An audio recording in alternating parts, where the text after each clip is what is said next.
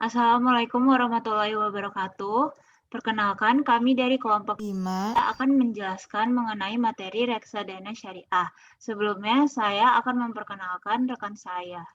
Yang pertama, Saya Ahmad Muafi Ahdi dengan NIM 068. Saya Dewi Cahyani dengan NIM belakang 073. dan saya sendiri, Zamira Dia Primarianti dengan NIM 078. Materi pertama akan dibawakan oleh rekan saya, yaitu Muafi. Silakan. Secara bahasa, reksadana tersusun dari dua konsep, yaitu reksa yang berarti jaga atau pelihara, dan konsep dana yang berarti himpunan uang. Dengan demikian, secara bahasa, reksadana ialah kumpulan uang yang dipelihara. Menurut Undang-Undang Nomor 8 Tahun 1995 tentang Pasar Modal, reksadana adalah wadah yang digunakan untuk menghimpun dana dari masyarakat pemodal untuk selanjutnya diinvestasikan dalam portofolio efek oleh manajer investasi maupun oleh perseroan atas izin dari Bapepam. Sedangkan pengertian dari reksadana syariah sendiri adalah wadah untuk mengumpulkan dana masyarakat yang dikelola oleh manajer investasi untuk kemudian diinvestasikan ke dalam surat berharga seperti saham, obligasi, dan instrumen pasar uang yang disesuaikan dengan ketentuan dan prinsip syariah Islam, antara lain dengan portofolio penempatan dana di instrumen keuangan syariah seperti saham syariah dan sukuk. Selanjutnya, sejarah reksadana syariah. Reksadana syariah pertama kali muncul di Indonesia pada tahun 1997 oleh PT Dana Reksa Investment Management. Selanjutnya, Bursa Efek Indonesia bekerjasama dengan PT Dana Reksa Investment Management meluncurkan Jakarta Islamic Index pada tahun 2000. Tujuan dari reksadana syariah adalah untuk memandu investor yang ingin menginvestasikan dananya secara syariah. Pada tahun 2001, untuk pertama kalinya, Dewan Syariah Nasional Majelis Ulama Indonesia atau DSN MUI mengeluarkan fatwa yang berkaitan langsung dengan pasar modal, yaitu Fatwa Nomor 20/DSN MUI /4/2001 tentang pedoman pelaksanaan investasi untuk Kemudian ada korelasi atau hubungan risiko investasi dan return investasi. Di sini risiko dan return pada investasi itu hubungannya sangat erat, di mana dari prinsip risiko dan return investasi untuk mendapatkan return yang tinggi, maka juga harus menghadapi risiko yang tinggi. Begitu juga sebaliknya.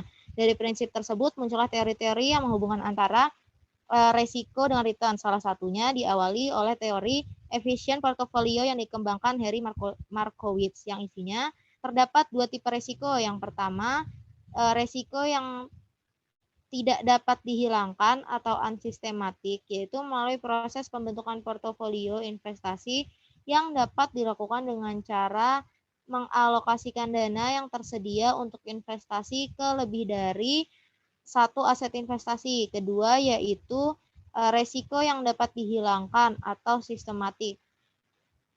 Kemudian teori selanjutnya muncul yaitu teori Capital Asset Pricing Model atau CAPM yang memperkenalkan variabel sebagai suatu bentuk resiko yang mempengaruhi return saham, dan beberapa penelitian oleh para ekonom. Adapun dalam konsep syariahnya, return ditentukan oleh Allah Subhanahu wa taala, sedangkan manusia hanya berikhtiar atau berusaha dan berdoa kepada Allah. Ikhtiar manusia dapat dilakukan dengan cara menghitung return harapan dan return aktual dari saham yang diinvestasikan. Kemudian menganalisis secara fundamental saham emiten dan teknikalnya serta mengelola risiko. Dalam Islam, aset investasi juga harus diperhatikan kehalalannya. Nah, yang sudah mendapat screening dari pemerintah, yaitu dari BEI, DSN MUI, dan OJK. Investor dalam hal ini juga harus memilih investasi saham sesuai dengan syariah yang bisa dilihat melalui Jakarta Islamic Index atau JII. dan Indeks Saham Syariah Indonesia atau ISSI. Ya, selanjutnya dalam syariah itu membagi resiko dalam 3 tingkatan, yaitu yang pertama tingkatan ma'isyir atau perjudian, tingkat yang kedua goror atau ketidakpastian, dan tingkat yang terakhir adalah natural risk. Menurut Hayes dan Vogel, itu dalam beberapa hadis ada beberapa resiko yang dilarang dalam Islam. Dibagi menjadi 4. Yang pertama ada the pure speculation atau contohnya itu perjudian. Yang kedua ada the uncertain outcome, contohnya jika membeli ikan dalam laut itu hasilnya itu tidak dapat diketahui. Yang selanjutnya ada the unknowable future benefit, contohnya jika kita membeli buah yang belum matang. Nah, itu manfaatnya untuk masa depan itu belum diketahui sehingga pembeli memiliki harapan palsu. Yang terakhir ada inexactitude, contohnya membeli barang yang dia tidak ditimbang, jadi akurasinya kurang. Selanjutnya ada investor investasi, di mana instrumen investasi. Nah, instrumen investasi ini sangat berguna bagi investor yang ingin berinvestasi. Nah, jika dilihat berdasarkan jangka waktunya, instrumen investasi itu dibagi menjadi 2, yaitu investasi jangka panjang dan investasi jangka pendek.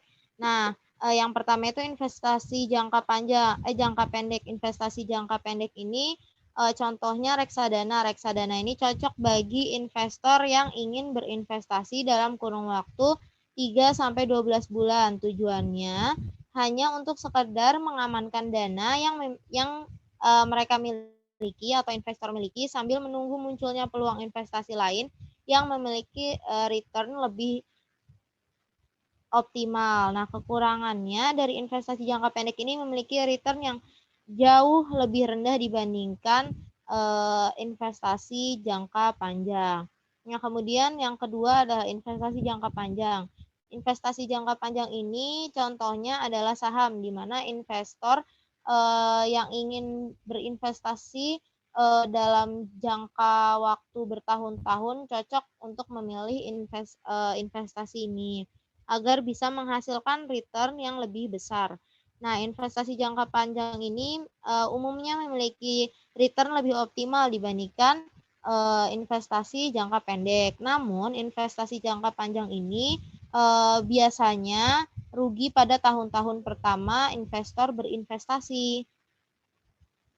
Kemudian ada beberapa instrumen investasi konvensional yang populer di Indonesia, yaitu deposito, emas, properti, dan saham. Namun, pada instrumen investasi berbasis syariah, ada yang pertama deposito syariah, yaitu deposito syariah di sini biasanya menggunakan akad mudharabah atau bagi hasil. Kemudian yang kedua, ada saham syariah.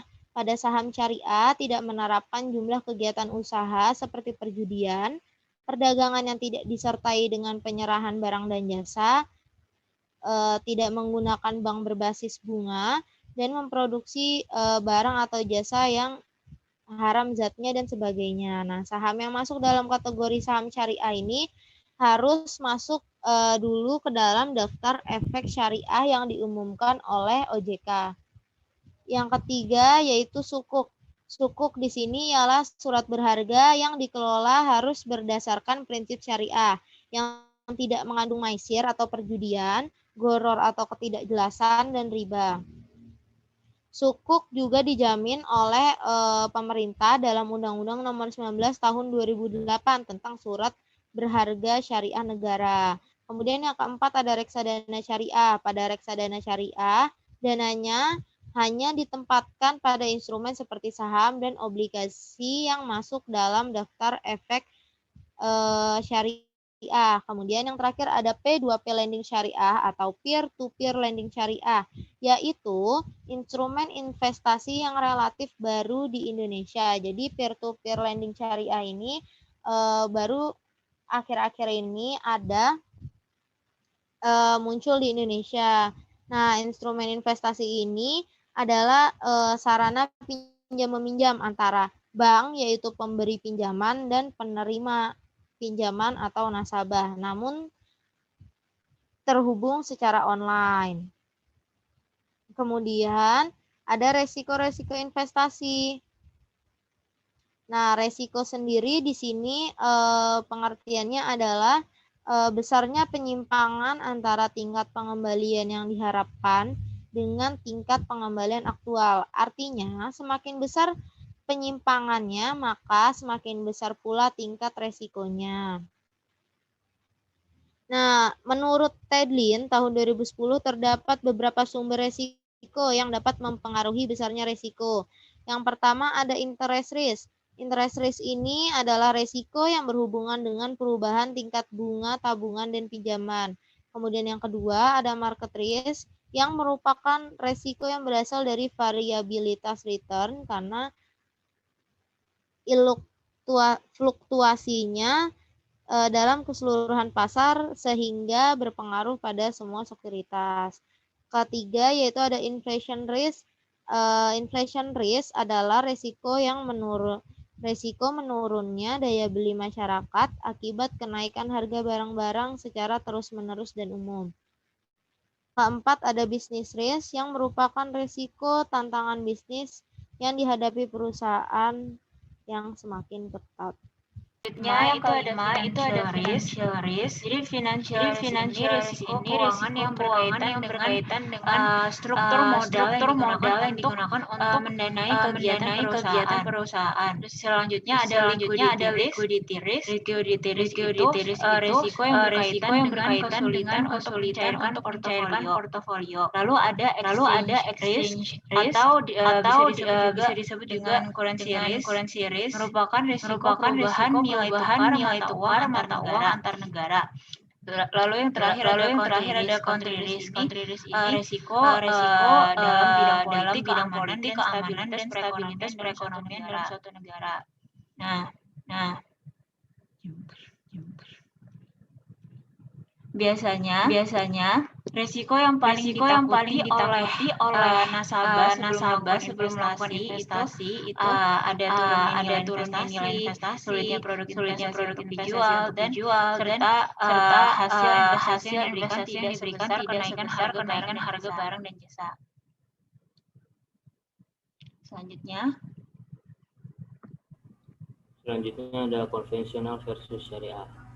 Perbedaan yang paling mencolok antara reksadana syariah dengan reksadana konvensional adalah terdapat pada proses pembersihan kekayaan reksadana syariah dari unsur non-halal.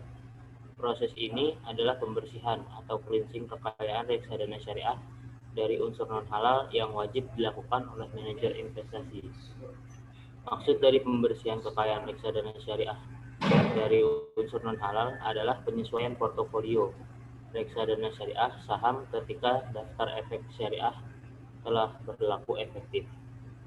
Investasi di reksadana syariah harus mendapat fatwa dari DSN MUI dan aspek kesyariahannya diawasi oleh Dewan Pengawas Syariah. Ada mekanisme operasional dalam perusahaan reksadana syariah. Nah, sebelumnya dalam mekanisme reksadana sendiri itu ada beberapa pelaku di dalamnya. Nah, pertama itu ada investor. Investor ini sebagai pemilik modal yang nantinya akan diberikan kepada manajer investasi. Selanjutnya adalah manajer investasi. Nah, manajer investasi ini nanti akan menerima modal yang diberikan dari investor dan nantinya akan mengelola dana dengan menginvestasikannya dalam portofolio efek sesuai dengan kebijakan investasi yang telah ditentukan. Selanjutnya ada bank kustodian. Bank kustodian di sini perannya untuk mencatat dan mengadministrasikan aset yang terkumpul dari investor. Lalu ada Dewan Pengawas Syariah. Nah, Dewan Pengawas Syariah ini nanti bertugas untuk mengawasi transaksi investasi, dan Dewan Pengawas Syariah di sini sendiri itu sudah memiliki izin sebagai ASPM atau ahli syariah pasar modal. Nah, izin ini dikeluarkan dari OJK. Selanjutnya, mekanisme operasional di sini tuh ada terbagi menjadi dua. Yang pertama ada mekanisme yang terjadi antara pemodal atau investor dengan manajer investasi. Nah, mekanisme yang berlaku di sini itu menggunakan akad wakalah. Akad wakalah sendiri itu memiliki pengertian penyerahan, pendelegasian, dan pemberian mandat. Artinya, nanti sang pemodal memberikan mandat kepada sang manajer investasi untuk melakukan investasi yang diinginkan si pemodal. Nah, pemodal ini memberikan kepercayaan kepada manajer investasi untuk mengelola modalnya nanti. Di sini pemodal memiliki hak atas hasil dari investasi dalam reksadana. Pemodal juga dapat menarik atau menambah modal kepada manajer investasi sewaktu-waktu. Nah, jika terjadi resiko dalam reksadana, pemodal itu juga turut menanggung resikonya. Selanjutnya, mekanisme antara manajer investasi dengan pengguna investasi. Nah, dalam mekanisme ini diberlakukan akad mudharabah. Akad mudharabahnya ada beberapa karakteristik di dalam akad mudharabah, yaitu yang pertama, pembagian nisbah atau keuntungan antara syahib amal atau pemodal yang dalam mekanisme sebelumnya itu memberikan mandat kepada manajer investasi dengan pengguna investasi itu harus berdasarkan proporsi yang sebelumnya telah disepakati kedua belah pihak. Selanjutnya, pemodal hanya akan menanggung risiko sebesar modal yang sebelumnya telah diberikan. Lalu yang terakhir, manajer investasi di sini yang berperan sebagai wakil pemodal itu tidak berhak menanggung risiko kerugian investasi, kecuali manajer investasinya melakukan kelalaian yang disebabkan oleh manajer investasi itu sendiri, maka dia harus bertanggung jawab atas risiko yang diperbuat. Lalu ada karakteristik dari operasional reksadana syariah, yaitu yang pertama, memiliki dewan syariah yang bertugas dalam memberikan arahan dan petunjuk kegiatan agar transaksi dari investasi reksadana syariah ini sesuai dengan syariat. Lalu yang kedua ada hubungan investor dengan perusahaan didasarkan pada akad mudharabah, yaitu pihak satu menyediakan modal atau syahib amal dan pihak lainnya berperan sebagai pengelola modal, yaitu di sini perannya manajer investasi. Yang terakhir, ada seluruh kegiatan dalam investasi itu harus sesuai dengan syariat-syariat Islam. Sekian presentasi dari kelompok kami. Kurang lebihnya mohon maaf. Wassalamualaikum warahmatullahi wabarakatuh.